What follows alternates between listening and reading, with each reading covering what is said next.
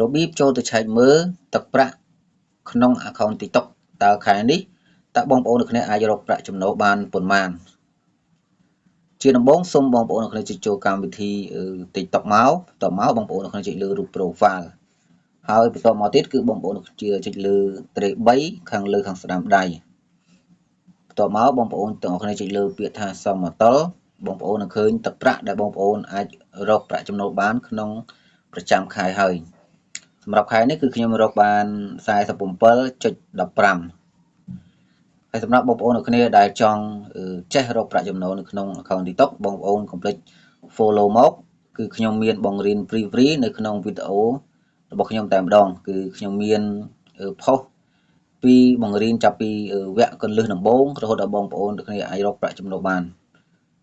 អូខេបងប្អូនគ្នាវីដេអូហ្នឹងគឺមានតែប៉ុណ្្នឹងទេជួបគ្នានៅវីដេអូថ្មីៗបន្តទៀតសូមអរគុណ